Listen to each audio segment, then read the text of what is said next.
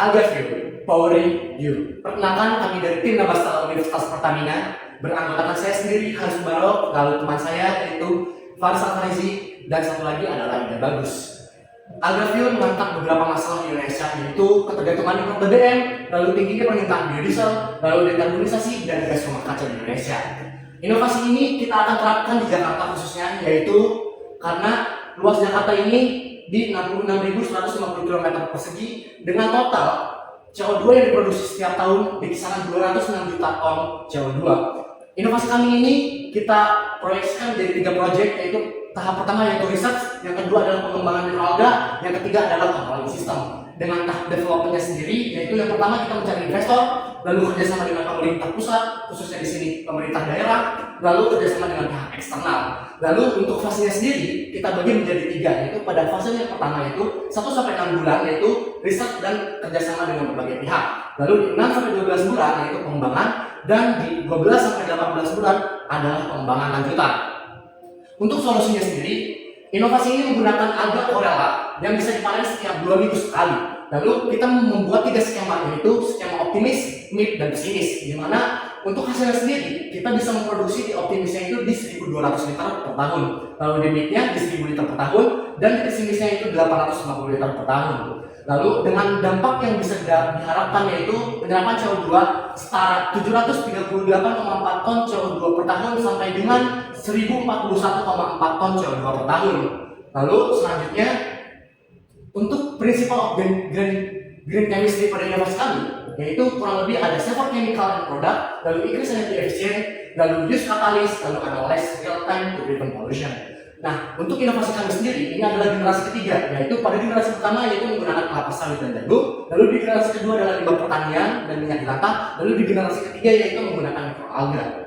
Lalu untuk market potential analisis kita menggunakan skema TEM Samsung, di mana TEM sendiri menjadi supplier dan pemain inti inovasi ini di dunia. Lalu untuk Sena sendiri, dan itu menjadi penggerak pengurangan CO2 skala nasional di Indonesia, dan Sona itu menjadi pionir dalam pengurangan CO2 dan menghasilkan biofuel dari alga.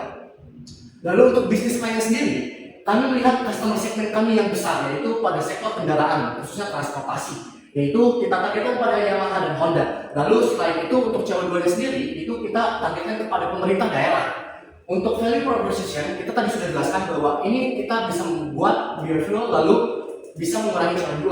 Lalu untuk menambahkan value proposition ini, kita bekerja sama dengan BUMN, pemerintah, dan research and development. Lalu untuk customer-nya, kita menggunakan bisnis model yang seperti business to business dan business to customer. Lalu untuk revenue-nya kita bisa menghasilkan dari biofuel sendiri yang kita jual, lalu CO2 yang kita kerjasama dengan pemerintah. Lalu value proposition-nya kita juga bisa menggait pemerintah untuk mendukung inovasi kami.